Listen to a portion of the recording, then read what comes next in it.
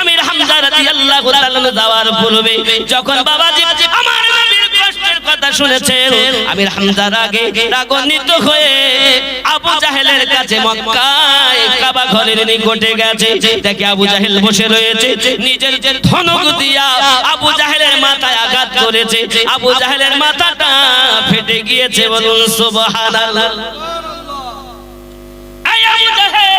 তোকে কে হুকুম দিল আমার ভাতিজাকে মারার, আমার ভাতিজাকে গালিগালাজ করার?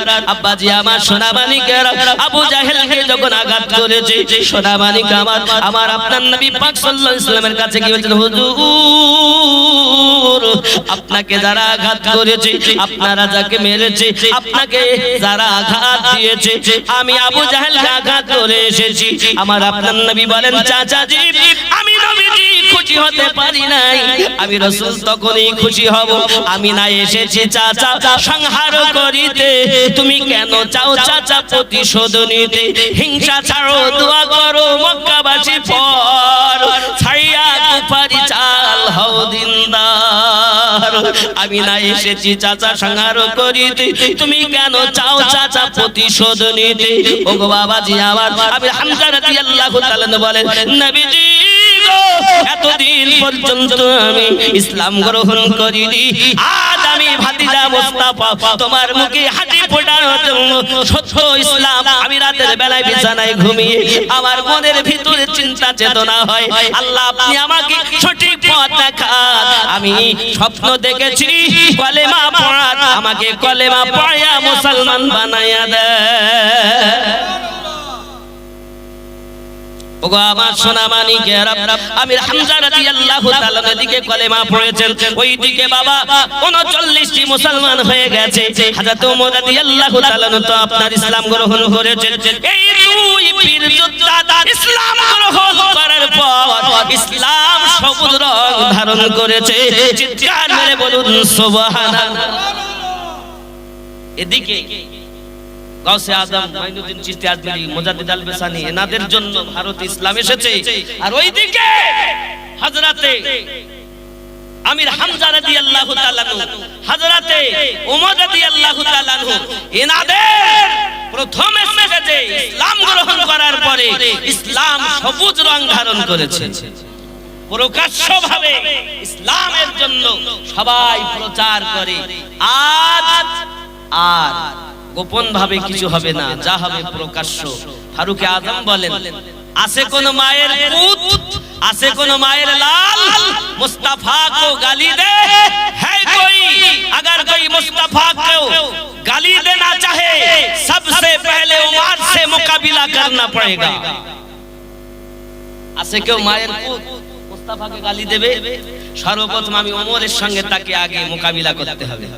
এমন কোন মায়ের লাল নাই যে ওমর রাদিয়াল্লাহু তাআলার সামনে গিয়ে কথা বলে, জোরে বলে। এমন কোন মায়ের লাল নাই।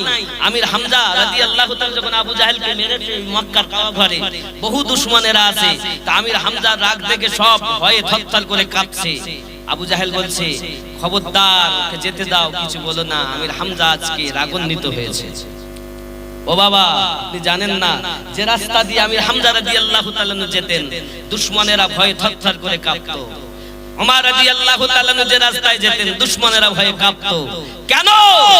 আব্বা আস্তে আস্তে আস্তে আস্তে বিভিন্ন জিহাদের মাঠে, এদিকে হযরত আলী রাদিয়াল্লাহু তাআলা তিনিও জওয়ান। বাবা ইসলাম, ইসলামের মধ্যে হযরত আলী, হযরত আবু বকর, হযরত খাদিজাতুল কুবরা রাদিয়াল্লাহু তাআলা আনহা, এনাদের জন্য আমার নবী পাক বলেন, আমি ইসলামটা মানুষের কাছে পৌঁছাতে পেরেছি। জোরে বলে। আমার আলী যদি না থাকতো, আমার সিদ্দিক যদি না থাকতো, আমার খাদিজা যদি না থাকতো, আমি তোমাদেরকে আমার আল্লাহর ইসলামটা প্রচার করতে পারতাম না। আমার আল্লাহ আমাকে যে দায়িত্ব দিয়েছে এটা তোমাদের কাছে পৌঁছাতে পারতাম না। পেরেছি, আমি রাসূলুল্লাহ করেছি আল্লাহর দয়ায়, কিন্তু আমার সঙ্গে হেল্প করেছে আমার সিদ্দিক আকবর, আমার ফারুক আজম, আমার আলী, আমার হামজা, আমার খাদিজা। চিৎকার মেরে বলে আগে ইসলামটাকে বুঝুন আব্বাজি আমার আপনার নবী সাল্লাল্লাহু আলাইহি ওয়াসাল্লাম আব্বাজি আমার দোয়া করতে বললেন এবং কলেমা পড়তে বললেন। কলেমা পড়ে নিয়েছে। এই চাচা আমির রাদিয়াল্লাহু তাআলা আনহু পৃথিবীর জমিনে বড় যোদ্ধা ছিলেন বাবা। দুশমনেরা দুশমনি করার জন্য আমার নবী পাক সাল্লাল্লাহু আলাইহি সাল্লাম কেঁদেছিলেন খুব বেশি, কারণ ওই আমির হামজা রাদিয়াল্লাহু তাআলা আনহুকে জিহাদের মাঠে একজন শহীদ করে দিয়েছিল বাবা, যার নাম ছিল ওয়াহাশী। হে বাবারা, জগৎ বরণ্য একজন দুশমনে আলে পাক, দুশমনে সাহাবা, সেই মহিলাটার নাম হলো হিন্দা। আমার আমির হামজা রাদিয়াল্লাহু তাআলা আনহু নাক কেটেছে, কান কেটেছে, কিনে বাবা কেটে নিয়ে গলায় মালা করে ঝুলিয়ে রেখেছে। ওরে যুবকেরা, পৃথিবীর জমিনে আমির হামজা রাদিয়াল্লাহু তাআলা আনহুকে এত কষ্ট দেওয়া হয়েছিল। আমার আপনার নবী সাল্লাল্লাহু আলাইহি সাল্লাম বাবাজি আমার মক্কা বিজয়ের পরে আমার আপনার নবী হঠাৎ করে দেখলেন, কে গো, ওয়াহাশী নাকি? জি ইয়া রাসূলুল্লাহ, হুজুর গো আমি কলেমা পড়ে ঈমান এনেছি। আয় আকা ইয়া রাসূলুল্লাহ। আমার নবী ওই দিন জিজ্ঞাসা করেন, ওয়াহাশী আমার চাচা আমির হামজাকে তুমি কিভাবে কষ্ট দিয়েছো, কিভাবে তুমি শহীদ করেছো, একবার আমায় বলে দাও। আমার নবী এই মহিলা হিন্দা আর এই ওয়াহাশী যখন সামনে আসতে আমার নবী পাক তার চাচা আমির হামজার কথা মনে পড়ে যেত। আমার নবীজি চোখ দিয়ে টপ টপ করে পানি পড়তো। আমার নবী কেঁদেছিলেন জগতের বুকে, মা হারিয়েছিলেন যেদিন সেই দিন কেঁদেছিলেন। আর যেদিন তার চাচা দুনিয়া থেকে শহীদ করে দেওয়া হয়েছিল, আমার আপনার নবী জিহাদের ময়দানে চাচার দেহখানা নিয়ে কেঁদেছিলেন বাবা। এ সোনা মানিকেরা, দয়াল নবী আমার বলেছিলেন, ওয়াহাশী রে একবার বলো আমার চাচাকে কিভাবে শহীদ করলে।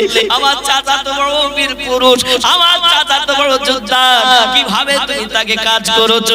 সঙ্গে সঙ্গে বলেন, হুজুর আমি ইসলাম ইহুদিদের আপনার কিনা গোলাম, সে আমাকে বলেছে তোমাকে মুক্তি দেব যদি তুমি আমির হামজাকে শহীদ করতে পারো। হুজুর গো আমাকে ট্রেনিং দেওয়া হয়েছে, আমাকে শিক্ষা দেওয়া হয়েছে কিভাবে যুদ্ধ করতে হয়, কিভাবে মানুষকে মারতে হয়, আমি সব রকম যখন শিক্ষা অর্জন করেছি। এদিকে জিহাদের ডাক হয়ে গেল, আমি ওয়াহাশী জিহাদের মাঠে গিয়ে সব সময় আমি সুযোগ খুঁজতেছি যে আমির হামজা রাদিয়াল্লাহু তাআলা যুদ্ধ করতে করতে আমি একটা থামের নিচে আমি একটু আবদালে লুকিয়ে থাকলাম। যুদ্ধ করতে করতে কাটছে গাজর মুলোর মতো, আর কাফেরদেরকে জাহান্নামে পাঠিয়ে দেয়। এই করতে করতে যেই আমার নিকটে এসেছে, আমি এক আঘাতে, এক বল্লভের আঘাতে আমি হযরত আমির হামজা রাদিয়াল্লাহু তাআলা সিনায় বল্লভ ঢুকিয়ে দিয়েছি। আমি তীর তলোয়ার চালিয়েছি, আমি হামজাকে শহীদ করে দিয়েছি। ও দয়াল নবীজি, আমার করা উচিত হয় নাই। হুজুর গো আমি আমির হামজা রাদিয়াল্লাহু তাআলা ও বাবা, আমার নবী বলেন, আমি যখন জিহাদের মাঠে আমার চাচার দেহ মোবারককে খুঁজে পেলাম, আমি রাসূলুল্লাহ দেখি তার দেহ মোবারক বুকটাকে ফাড়া রয়েছে, কান কাটা বাবা, নাক কাটা। ওই অবস্থায় আমি রাসূলুল্লাহ দেখি, আরো দেখি তার কলিজা খানা চিবিয়ে চিবিয়ে রেখে দেওয়া হয়েছে, থুতু ফেলা হয়েছে। আমার আপনার নবী বলেন, আয় আয় ওয়াহাশী, বলতে পারোনি হিন্দা দেখো আমার চাচা কলিজা বার করে কেটে চিবিয়েছিল, বলো কোন গোশতের টুকরা কি তার ভিতরে গিয়েছে? সঙ্গে সঙ্গে বলে, হুজুর না ওয়াহাশী, আমি দেখেছি হিন্দা যখন আমি হামজা রাদিয়াল্লাহু তাআলা আনহুর ওই বুকটাকে ফেলে দিয়ে কলিজা বার করে চিবায়, থুতু করে করে ফেলে দেয়। আমার নবী বলেছেন, ঠিক কথা, হিন্দা বেঈমান কাফের জাহান্নামী, জাহান্নামীর ভিতরে জান্নাতীর কোন জিনিস থাকতে পারে না।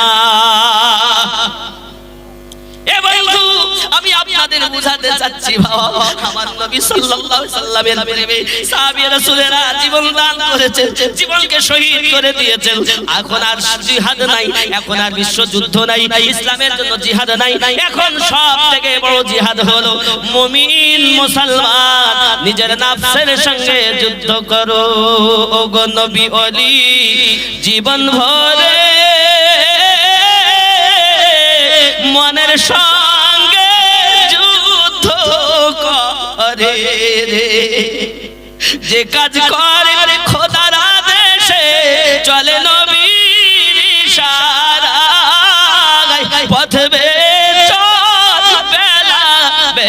বেশি নাই। বাবা যুদ্ধ করো মনের সঙ্গে, এই মনে আমার নবীর মায়া থাকবে, এই মনে আমার আল্লাহর ইবাদতে মুহাব্বতে ইবাদত করতে হবে। এহ জগতে লাভ, পর জগতে লাভ। আরো বুঝুন, ওরে মন চলে না দেহ চলে, তারে তো ভণ্ডামি বলে রে। মসজিদে গেছো নামাজ পড়তেছো, মন আছে তোমার কচুর বনে, মন আছে তোমার বাড়ি, মন আছে তোমার ব্যবসায়, কিছু কাজ হবে না। ওরে মন চলে না দেহ চলে, তারে তো ভণ্ডামি বলে রে। ওগো চলা তোমার সঠিক হলে, ওগো জ্বলবে নূরের আলা, মুখের কথা নয় রে জাদু, খোদার পথে চলা ছুট দিয়ে আয়। ওরে গান করে শুন, ওরে ডাকছেন কামলি ওয়ালা, ওগো খোদার পথে চলা। আল্লাহুম্মা সাল্লি আলা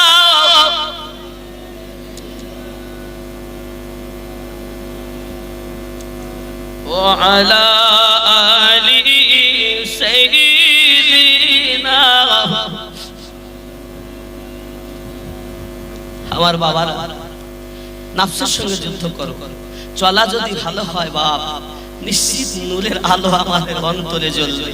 আর ওই নূরের আলো জ্বললে এহ জগতে লাভ হবে, পর জগতেও লাভ হবে। বাবা পায়ে ধরে, হতেও পারে কার জীবনের শেষ জালসা, হয়তো আর দেখা হবে না। বাবারে এসো না, আমার আল্লাহর ওলিদেরকে ভালোবাসো, আমার নবীকে ভালোবাসো, আল্লাহর ইবাদত করো, দুনিয়াতেও লাভ, আখিরাতেও জান্নাতি।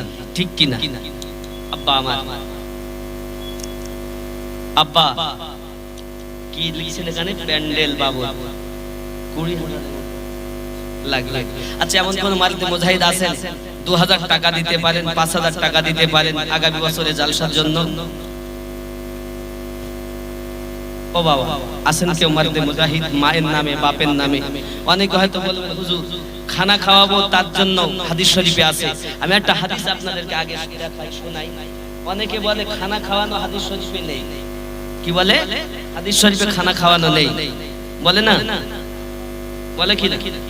কিন্তু হাদিস শরীফে আছে, সহিহ বুখারী শরীফ। কোন হাদিস বললাম? সহিহ বুখারী, হাদিস নাম্বার 12 চ্যাপ্টার। যে চ্যাপ্টারের মধ্যে হাদিসটি আছে, এই চ্যাপ্টারটার নাম হলো কিতাবুল ঈমান, ঈমানের বর্ণনা। সুবহানাল্লাহ বলে, কিতাবুল ঈমান। ও বাবা, ও ভাই জানেন, টাকার কথা বললেই উঠে পালান। 20,000 টাকা, 15,000 টাকা, 12,000 টাকার মোবাইল পকেটে, আর নবিয়ানা মাহফিলের জন্য 2,000 টাকা চাইলে দিতে পারে না। এই তো ভালোবাসা। হাদিসটি শুনুন, এরপরে বলি। আল্লাহ রাসূল সাল্লাল্লাহু আলাইহি ওয়াসাল্লামের কাছে একদিন এক আদমি ने নবী করিম সাল্লাল্লাহু আলাইহি ওয়াসাল্লাম से पूछा। একদিন আমার নবী পাকের কাছে কোন একজন ব্যক্তি জিজ্ঞাসা করলেন कि कौन सा इस्लाम बेहतर है, कौन इस्लाम सबसे ভালো? फरमाया तुम खाना खिलाओ। बोल अल्लाह रसूल बोलें तुम खाना खवाओ, और जिसको पहचानो उसको भी, जाके चेनो ताकेও খাওয়াও, যাকে না চেনো তাকেও খাওয়াও। अलगर সালাম করো। আমার রাসূলুল্লাহ সাল্লাল্লাহু আলাইহি ওয়াসাল্লাম সকলে শান্তি কামনা করো। জোরে বলেন সুবহানাল্লাহ। হাদিসটি আমি প্রথমেই পড়েছিলাম, যার সারমর্ম এটাই বলেছেন। আন আব্দুল্লাহ ইবনে উমর রাদিয়াল্লাহু তাআলা আনহুমা আন্না রাজুলান সাআলা নবী সাল্লাল্লাহু আলাইহি ওয়াসাল্লাম আইয়ুহাল ইসলামু খায়র ক্বালা তুতঈমুত তাআম। ওরা বলে খানা খাওয়া হাদিসে নাই, আর সহিহ বুখারীতে আছে খানা খাওয়া, হাদিস নাম্বার 12 কিতাবুল ঈমানে। আল্লাহ রাসূল সাল্লাল্লাহু আলাইহি ওয়াসাল্লাম ক্বালা তুতঈমুত তাআম, তুমি মানুষকে খানা খাওয়াও। ওয়া তাকরাউস সালাম, আমার রাসূল সাল্লাল্লাহু আলাইহি ওয়াসাল্লাম বললেন যাকে চেনো তাকে, যাকে না চেনো তাকেও, এবং সালাম করো। জোরে বলুন সুবহানাল্লাহ। বাবা তাহলে বোঝা গেল, হাদিস শরীফ দিয়ে প্রমাণিত হলো যে খানা খাওয়ানো হাদিসে আছে। অনেকে বলে নাই। কথা বুঝেছেন আব্বাজি? তাহলে আগামী বছরে জালসাটা যাতে সুস্থ সালামতি এই বাংলানি এলাকার মানুষ করতে পারে, তার জন্য আপনারা কে আছেন মায়ের জন্য বাপের জন্য 5,000 টাকা দিতে পারেন? একটা মায়ের সৎ সন্তান নেই হুজুর, 12,000 টাকার মোবাইল থাকবে কিন্তু 5,000 টাকা দিতে পারবে না। যদি 5,000 না হয় 2,000 1,000 পারেন কেউ দিতে আল্লাহর রাস্তায়?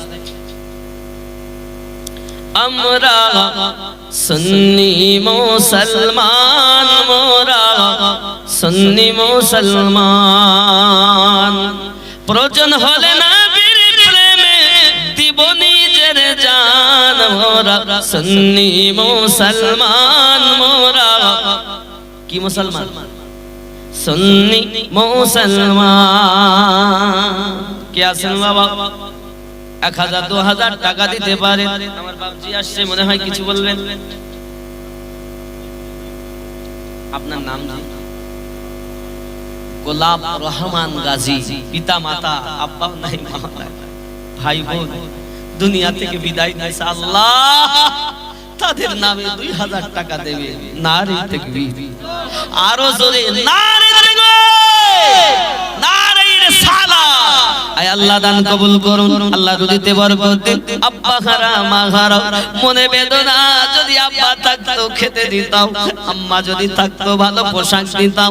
দুনিয়ায় অতি কষ্ট করে বিদায় নিয়েছে আল্লাহ, তাদের কবরে জান্নাতি রুজি দান করে দাও। জোরে বলি আল্লাহুম্মা আমিন, আরো জোরে বলি আল্লাহুম্মা আমিন। একটু হয় না বাবা, দাদা আছেন জলদি একটু আসেন। আব্বার নামে মায়ের নামে দাদা দাদির নামে, আমার আম্মা জান আমার বোনেরা যারা উপস্থিত আছেন আপনাদের কাছেও যাচ্ছে, একটু নাম লিখাবেন মায়েরা। হতে পারে আজকের দান আল্লাহর দ্বারে কবুল হবে। নারে তাকবীর। আল্লাহ গো তোমার বান্দা হোসেন গাজী দুনিয়ায় তার সন্তান বিদায় দিয়েছে, মায়ের কোল খালি করে বাচ্চা চলে গেছে। মায়ের মনে বেদনা, আব্বার মনে ব্যথা।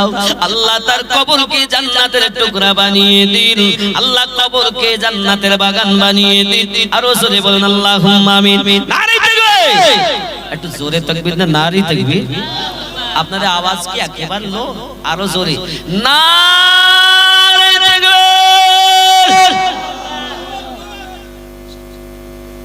সুবহানাল্লাহ সুবহানাল্লাহ।